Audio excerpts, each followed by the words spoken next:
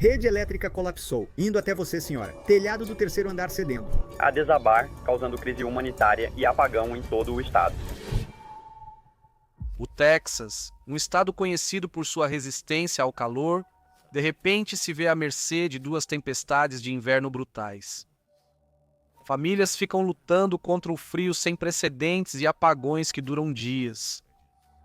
Logo se torna uma situação de risco de vida. Vamos desvendar a grande geada do Texas, desde como ela se tornou um recorde até todas as formas de como isso poderia ter sido menos devastador. Quando a frente fria chegou naquela quarta-feira, as equipes das concessionárias de energia disseram que estavam preparadas para responder a todos os relatos de quedas de energia. Mas isso está bem longe da verdade. Na manhã seguinte, o primeiro alerta meteorológico foi emitido no noroeste do Texas. Chuva congelante isolada caiu e se espalhou pelos condados vizinhos após o pôr do sol. Às 18h30, um voo da Delta Airlines saiu da pista de taxiamento no Aeroporto Internacional de Pittsburgh. Sem relatos de feridos, os passageiros ficaram na aeronave por 3 horas antes de desembarcarem. Levaria mais 24 horas até que o avião fosse removido da pista. Apesar do incidente da Delta ter sido rapidamente controlado, foi só o primeiro sinal do que viria, enquanto a situação no Texas piorava rapidamente. Horas depois, o Centro 91 de Fort Worth foi inundado com ligações desesperadas. O quê? Eu fiz isso, acho que atropelei um deles. Meu carro girava nos degraus. Há um homem no carro ao lado apenas gritando. Não sei quantos carros empilhei, estão todos um sobre o outro. Socorristas chegaram a um grande acidente de carro com 133 veículos. Muitos dos envolvidos eram profissionais de saúde usando jalecos e crachás de hospital. Incluiu um técnico de emergência de folga que atuou por horas, mesmo com o tornozelo fraturado e outros ferimentos da colisão. Estamos vindo te buscar, tudo bem? Você está sentindo dor em algum lugar? Pode se afastar se eu quebrar a janela? Os bombeiros fecharam a estrada para evitar novos engavetamentos. Quase 120 socorristas estavam no local para liberar a estrada. Enquanto isso, ônibus chegaram para ajudar os motoristas a se aquecerem depois de serem retirados de seus carros, para evitar a hipotermia. Após 4 horas de operação, 6 pessoas morreram e mais de 60 ficaram feridas, incluindo 4 policiais. Pela gravidade da tempestade e do acidente, levaria dias até liberarem a estrada. A colisão foi o acidente mais impressionante durante as tempestades de fevereiro de 2021, mas muitos outros ainda estavam por vir. Com o desastre, o Texas declarou emergência. Porém, a resposta mostrou uma grande falha. Mesmo priorizando o gás, dependiam muito do aquecimento elétrico. Isso mostrou despreparo na gestão de energia. No fim de semana, o frio extremo fechou 22 usinas termoelétricas a gás. A infraestrutura, como instalações de produção e oleodutos, não foi feita para operar em frio tão intenso. Com a demanda maior, os preços subiram, tornando o aquecimento mais caro e elevando o risco de apagões. Além disso, paralisações em setores críticos ameaçaram interromper a economia, não apenas localmente, mas em todo o país. Como se isso não bastasse, um evento de inverno sem precedentes estava a caminho do sudeste do Texas. À tarde, uma frente fria ártica chegou trazendo neve, granizo e chuva congelante que atingiram a região e se intensificaram durante a noite. A tempestade foi causada por 2 padrões climáticos. Primeiro, uma pressão mais alta do que o normal sobre a região polar resultou em uma pressão mais baixa no norte dos Estados Unidos, permitindo que o ar extremamente frio chegasse ao Texas. E em segundo lugar, um vórtice polar que trouxe rajadas intensas de frio do Polo Norte. Estradas ficaram intransitáveis e as temperaturas caíram para 10 ou até um dígito em alguns locais, com sensação térmica negativa. Isso gerou os primeiros alertas de sensação térmica e congelamento intenso no estado. A demanda por eletricidade e gás aumentou enquanto as pessoas tentavam se aquecer em casas despreparadas. A demanda esmagadora causou quedas de energia inesperadas. E logo, a fornecedora de energia, Electric Reliability Council of Texas, emitiu um alerta sobre possíveis apagões rotativos.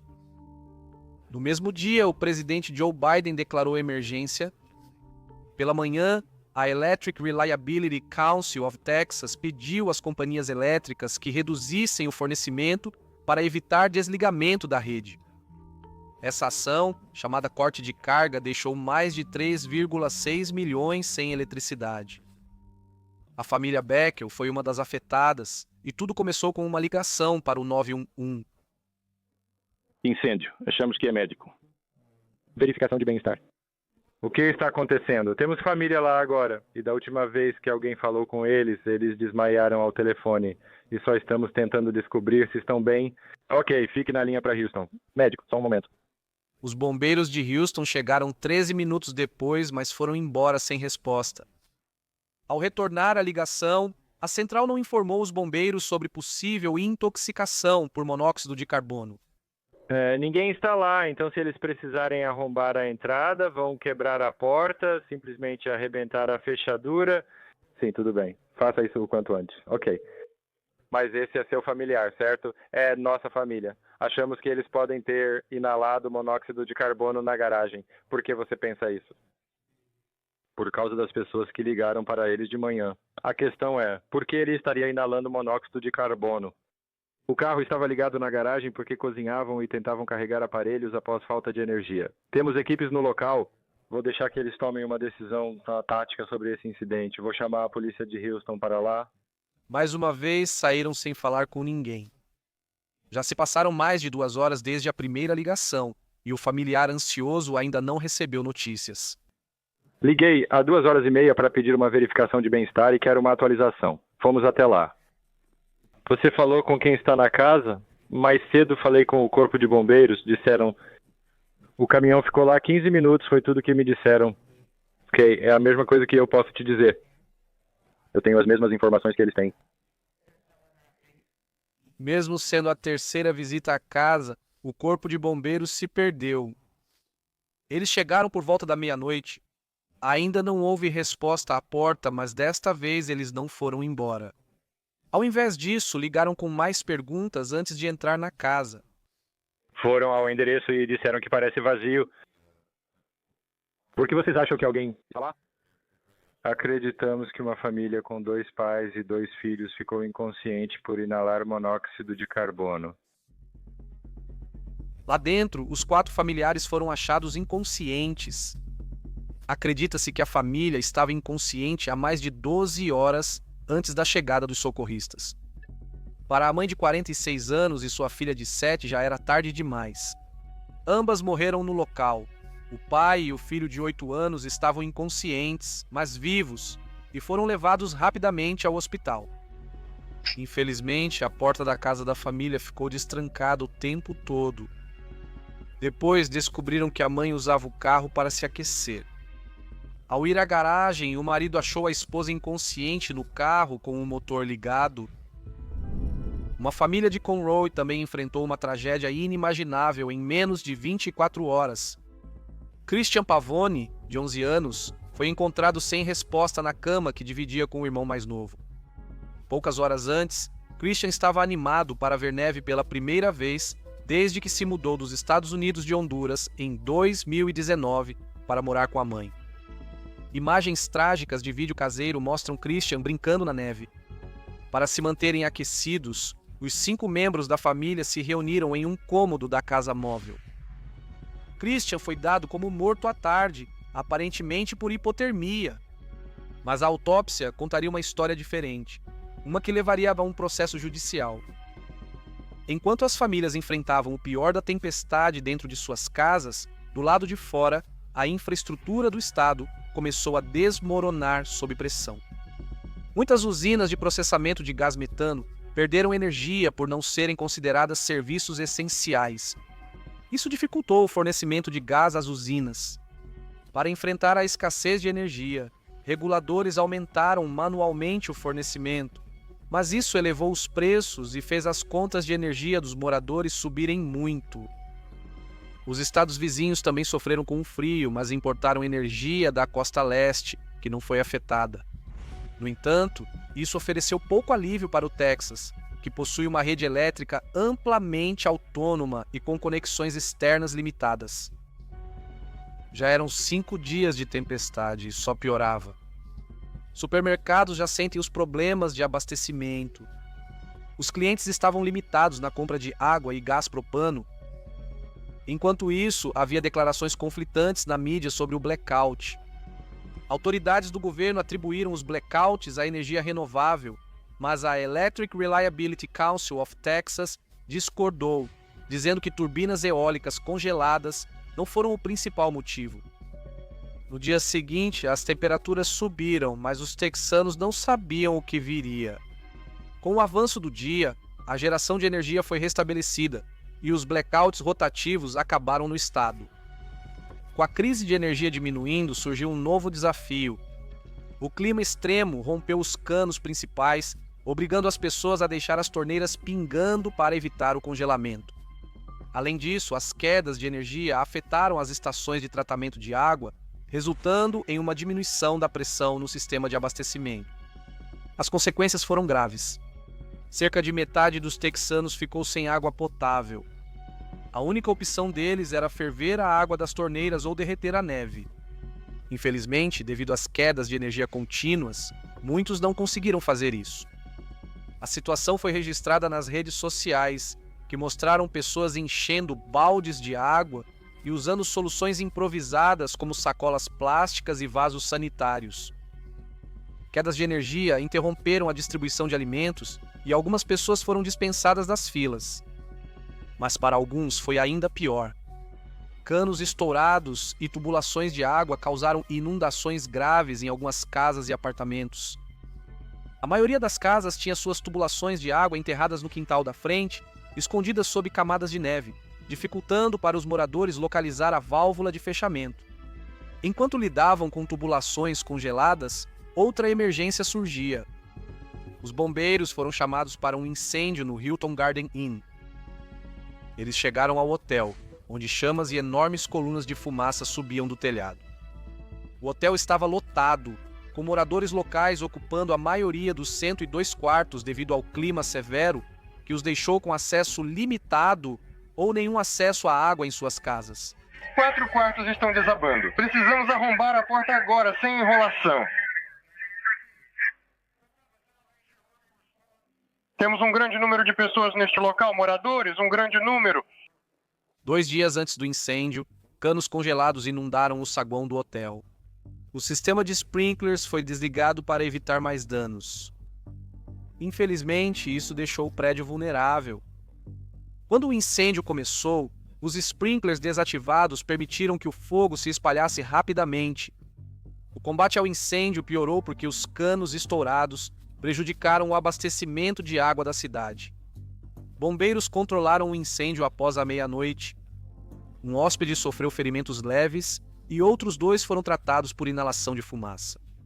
Infelizmente, um animal de estimação da família chamado Chico, o Chihuahua, foi perdido no incêndio. Pouco antes do 9º dia, o grande congelamento finalmente chegou ao fim. Mas para as vítimas da crise de energia, sua luta só começava. E era hora de descobrir por que as coisas tinham dado tão errado. A grande geada foi mesmo inédita? E foi coincidência o Texas ter sido pego tão desprevenido? O maior problema foi a alta demanda de energia para aquecimento em um estado despreparado. O desastre foi atribuído a condições climáticas sem precedentes, mas era algo um tanto previsível. Recomendações foram ignoradas pela 3ª vez. Surpreendentemente, a situação poderia ter sido muito pior. Na queda de energia, a Electric Reliability Council of Texas admitiu que quase evitou um apagão que poderia durar meses. A empresa defendeu suas ações, que resultaram no maior corte forçado de energia da história dos Estados Unidos. Cerca de 90% dos texanos dependem da Electric Reliability Council of Texas para eletricidade, vinda principalmente de gás natural, energia eólica e carvão. Apesar de seu papel crucial, a Electric Reliability Council of Texas não opera sua própria rede elétrica. Ela atua com mais de 1.800 empresas fornecedores e concessionárias no setor de energia para gerenciar o fornecimento de eletricidade. Pelo menos 19 pessoas morreram intoxicadas por monóxido de carbono durante a tempestade. Entre eles estava Christian Pavone, de 11 anos, cuja autópsia apontou causa de morte similar. Suspeitava-se de hipotermia, mas depois descobriram que a causa foi intoxicação por monóxido de carbono. Os investigadores concluíram que os gases fatais vieram de um gerador a gás feito para uso externo. Vale destacar que o Texas está entre os 6 estados que não exigem alarmes de monóxido de carbono por lei. Logo, milhares de texanos entraram com processos contra a Electric Reliability Council of Texas por mortes, ferimentos e danos. Mas eles não teriam sucesso. A Suprema Corte decidiu que a fornecedora de energia tem imunidade soberana, que protege agências governamentais que prestam serviços essenciais. Foram 246 mortes no total, mas até isso foi debatido pela comunidade.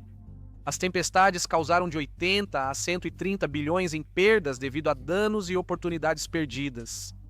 Após quase um ano, o Conselho Nacional de Segurança no Transporte concluiu que os operadores da estrada foram avisados sobre o clima severo antes do engavetamento de 133 carros. Mesmo com o descongelante aplicado, as temperaturas caíram além do previsto, criando condições perigosas na pista. O Texas aprovou o projeto de lei do Senado 3, exigindo climatização da infraestrutura de energia para extremos climáticos e inspeções regulares de conformidade. A Electric Reliability Council of Texas melhorou sua resposta a emergências e a comunicação com o público, criando uma rede elétrica mais confiável.